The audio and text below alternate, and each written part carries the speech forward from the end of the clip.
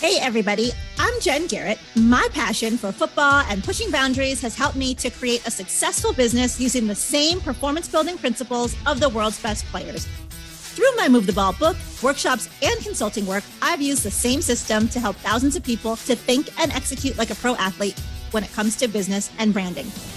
Now, I'm on a mission to help you utilize those tools and strategies to elevate your hustle and get you across the goal line. So get ready. It's time to suit up, to show up, and to move the ball. Hey, everyone. It's great to be back with you for another episode of Move the Ball. If this is your first time listening, welcome. And if you've been a part of the Move the Ball movement for quite some time, welcome back. As you all know, this podcast is all about business, branding, sports, and of course, how to move the ball. This episode is part of my special Path to the Draft series, where I'm having conversations with NFL draft prospects on their path to the draft. Now, if you haven't yet subscribed to the podcast, make sure that you do so that you never miss an episode as part of this series or as part of the regular show itself. I've got a great lineup of guests this season. All right, for today's episode, as an Alabama alum myself, I'm excited to have one of the Bama boys inside the huddle with us. So here today and ready to share his story and talk about his path to the draft is Chrisallen. Chris is a linebacker who played college football at, as mentioned, the University of Alabama. He was one of 11 Alabama players to get invites to the 2022 NFL Combine. And Chris was also a member of Alabama's team when they beat out Ohio State to become the 2020 CFP National Champions. Chris, welcome to the show. Thank you. It is nice to be here. Well, I'm excited to chat with you. I feel like it's been forever since I first mentioned to you coming on the show as part of the series. So definitely glad to have you here today. And I want to do something different for today's show, calling an audible, as they say. Normally during the series, I'll start things off by asking guys about how they got into football. But before we do that, I'm going to switch it up. So I saw you at the NFL Combine. We actually flew to Indy on the same jam-packed flight. And when you look at the Combine, the players who get invites, there are the elite of the elite. There were 324 players from 106 schools that participated. And as a linebacker, what do you think are important attributes to be successful at this position? And secondly, what makes you elite? First, I think what it takes to be successful at this position is definitely a good knowledge of the game, a good understanding of what your role is, and just basically just affecting the team. So you're a linebacker, so you're a leader, you're a signal caller, you're so many things. So you just got to be very versatile in just everything that you do. And then the second part is what makes you elite at this position? I think my speed and athleticism is really what makes me elite, and also just my mind for the game. I have a good understanding of the game, and it is steadily increasing. So.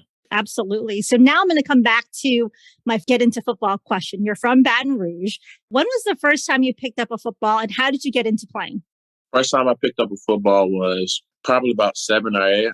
I didn't even know what football was. I didn't watch it. It was crazy, to be honest, because I did not like it at first. My first year was, man, it was hard. Like it was cold. It was something new. My dad basically forced me to play it. But over the years, I started to like it. I started to love it. It's something that I started to look forward to. It's something that I started taking seriously and started training hard for. So. And what was it about the game that kind of turned it around for you and made you fall in love with it? Just being a part of a team, being a part of something that's bigger than yourself, knowing that your role can affect the team's success, or like basically the team's failure. That's just something that I really like. I really like the team aspect of the game. Sure. And I've been a student of the game since I was 4 years old, fell in love with it then. There were so many lessons and principles that I took away from the game and I wrote about in my Move the Ball book on how you can be successful by utilizing these strategies beyond the game. For you, when you look at your time playing football and the lessons that you've learned, what are some of those things that you think are important as you continue on to this next level of playing professional football, as well as to be successful just in life in general? Discipline, consistency, and the ability to say no. To say no to this, say no to that, say no to parties, going out.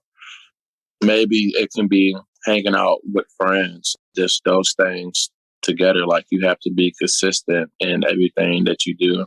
You have to have a good time management, especially in college. You have classes, you have workouts, you have study hall. I mean, You don't have enough time to do everything. You don't have enough time to be like the regular college students, but still live, the life of a superstar athlete. So I would say those things are around the most important. Well, I like the fact that you say the ability to say no, because I feel like that's something that people struggle with. They say yes to too many things and then they overcommit their time and then they don't get things done that they need to get done and then they're frustrated. And so that's a very important skill to take anywhere you go in life, is being able to say no and really manage your time effectively. Yeah. So in high school, according to scout.com, you were ranked the number 1 player in Louisiana, number 4 outside linebacker nationally. 24/7 Sports, ESPN, and Rivals.com also had you in the top 10 players from the state of Louisiana as well. You were recruited by a number of schools and ultimately chose Alabama over schools like Arkansas, Auburn, and LSU. Why Bama? Simple. I basically knew that the players that I would practice against was the best of the best, was the top of the top. And the coaches was really good. You got Coach Saban and the incredible staff that he puts around you. You got the strength and conditioning and the nutritionist. I just knew that this would be the best overall fit. And I am a very competitive guy. I like to be the best.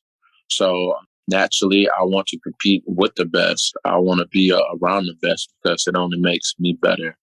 So those are the reasons why I chose Alabama versus other schools. And other schools, they had great programs, good players, but I just thought that this was the best fit for me. Well, I definitely think it was a great choice as well. And a lot of the Bama boys know that I purposely went to Alabama specifically for Alabama football. So glad that you were a part of the team. So let's talk about your time at Bama. This past season didn't pan out the way you were hoping for, I'm sure. September 4th, Bama played Miami. And while y'all beat out the Canes 44-13, in the second quarter of the game, you ended up suffering a season-ending injury on a sack and a forced fumble that you made. Can you tell us about that moment and what was going through your mind as you made your way off the field? I was like, what is this? This is something that I've never felt before, something that I've never felt in my foot. Right before I hit the quarterback, I knew something had happened. I thought I dislocated my foot or something. I've never dislocated my foot before, but I would imagine that's how it felt. So when I got up, I looked down to make sure that everything was okay. It appeared okay, but then I got up and I just noticed that it hurt to walk. It hurt to put any pressure on it. So I went back to the tent, got some x-rays, and it came out to be a Liz sprain. So immediately after that, I'm asking them, what is that? How long am I out for?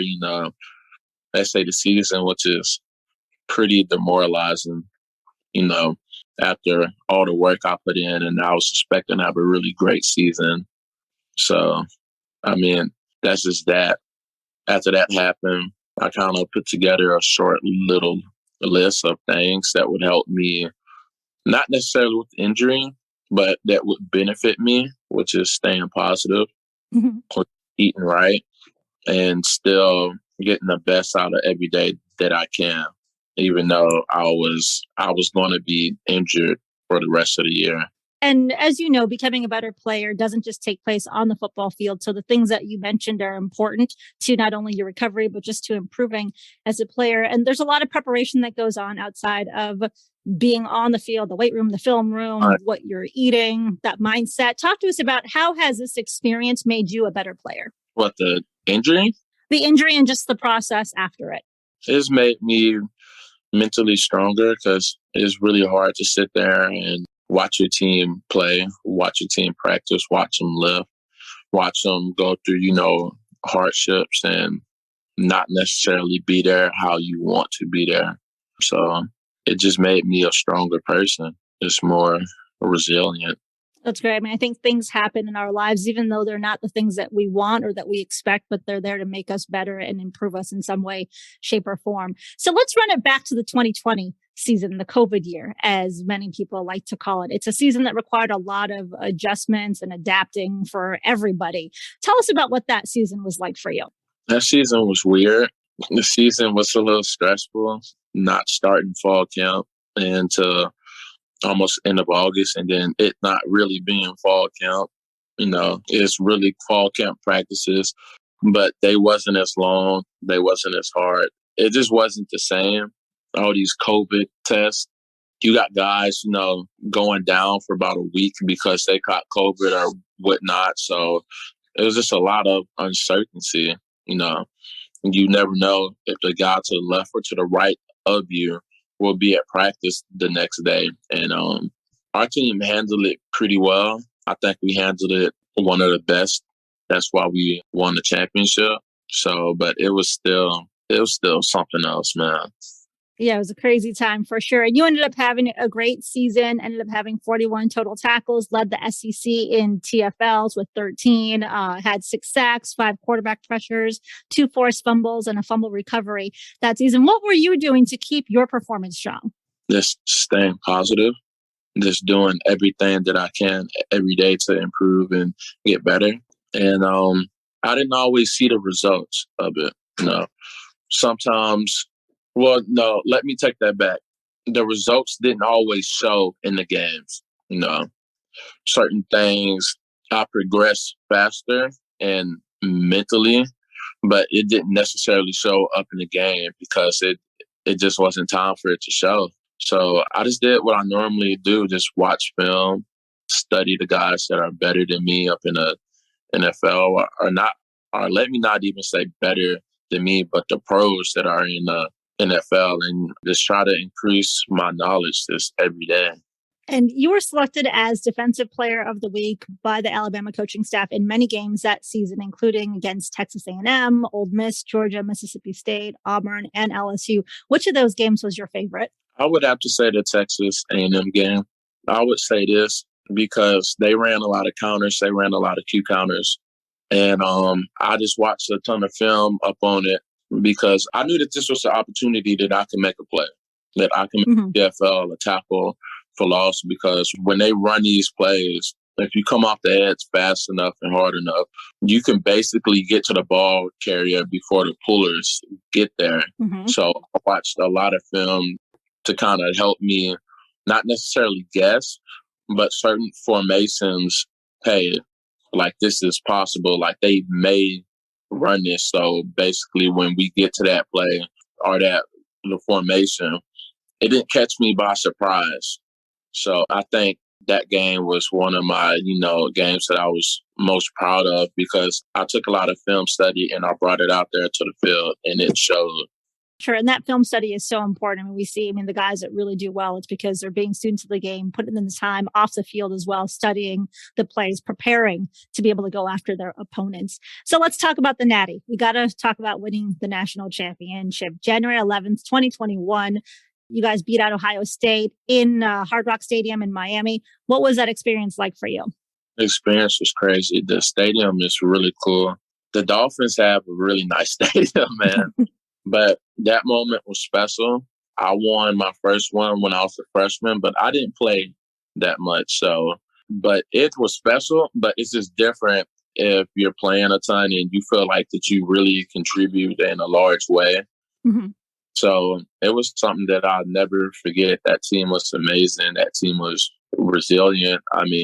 We had so many leaders up on that team that really helped pave the way of the season. Yeah, it was a great game to watch, great season to watch as well. Amazing leaders, amazing talent on the team. As you look back on your college football career, what is your most memorable moment? Probably the championship last year. Probably just winning it conventionally. Sure. I would have to say that. That was an unbelievable moment. I was so happy and proud of not only myself, but my teammates, Sure. So let's fast forward. So you're training for the combine. You were out in California. I don't think a lot of people realize how much work goes into preparing for the combine. Share with us, what was your routine like out there? I was still kind of recovering from my foot injury, so I didn't do much as the other guys. But my schedule was to wake up at 5:50, get to the facility about 6:30. I stretch and do all those kind of things. I do the warm up for my foot, get loose. I eat breakfast. And then about 8, we hit the field. We do different kind of this combine drills and speed drills and just things like that. Then about 11, we'll have corrections. So it's just where we would fix little things that are just nagging us, like maybe it's a hamstring, a calf. In my case, it's a foot. Then around 1, we'll lift. And then probably around 2:30, we'll watch some film with our position coach and also do a little bit of field work. So the day really wouldn't end till like 4. And that's just basically the mandatory stuff. Like that's not counting the other things extra that you may want to put into it. Sure. Yeah, there's definitely a busy time. And I know you guys are putting a lot of work to get ready for the combine. So at the combine, I know you were busy with interviews, measurements, etc. What was the combine experience like for you? I saw that you had posted after the combine. You said, truly thankful for such an amazing opportunity being able to participate in the 2022 NFL Combine. Thank you, NFL, for making this event such a blast, not only for me, but for my peers as well. What were some of the memories that you'll take away from this experience? Very stressful, but also very fun. The first day, we had interviews for probably about 5 hours.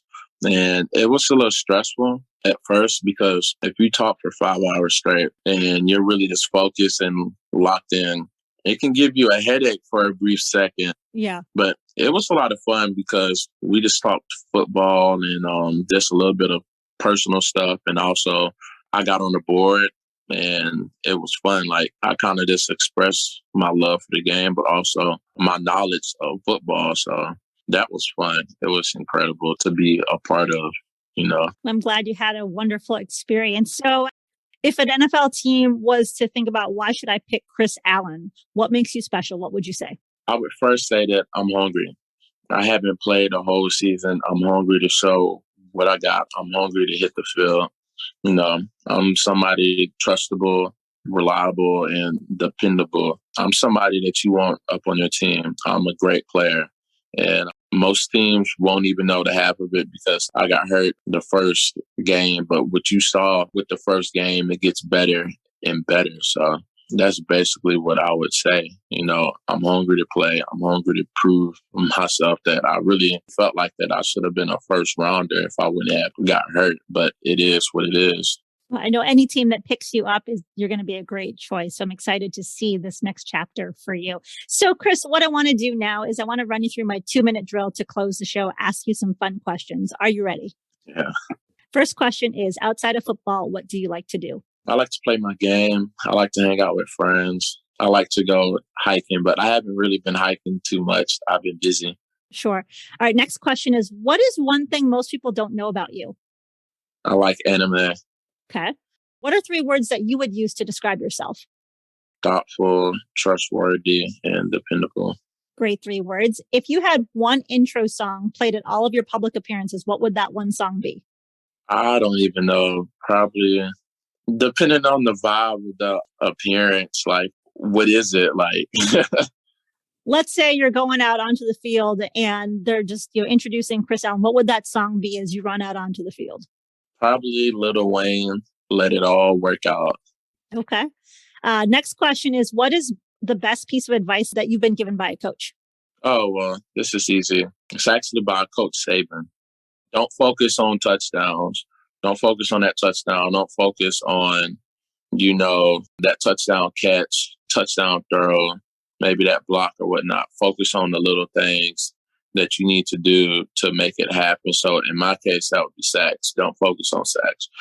Focus on the little things from the beginning to just about the end that's going to help you get that sack. And basically, if you hit a check mark on basically all those things, you will get the outcome that you want. So for me, keeping my chest down, making sure that I come off hard and it's actually reading the pass sets and choosing the correct move. So as long as I get all that correct, I don't really need to worry about getting the sack because if I get all those correct, I'm going to get the sack at a high rate than just worrying about getting sacks. Right. You know what I mean? Yeah, it's the detail, it's the process. And when you focus on those details, the outcomes will happen. Yeah. So the next question, I'm going to flip it, is what is the best piece of advice that you would give someone? Stay hungry and stay humble. Hard work always pays off, no matter if it's football and just about anything that you do in life. Just work hard. Just work hard. Trust yourself. Believe in yourself. So. Great advice. Now, the last question is you're hosting a dinner party and you can invite 3 famous people, living or deceased. Who would you choose and why? LeBron, Tom Brady, Von Miller. And why? Because these people, they're all still playing other than Tom Brady, but they're the standard in their sport. I would just like to learn from them, kind of pick their brains and just kind of talk organically and just see what I learn. 3 great choices for sure. And so as we look to close the show, got 2 questions left for you. First one is, do you sing in the shower? Maybe a little bit, not often. Okay.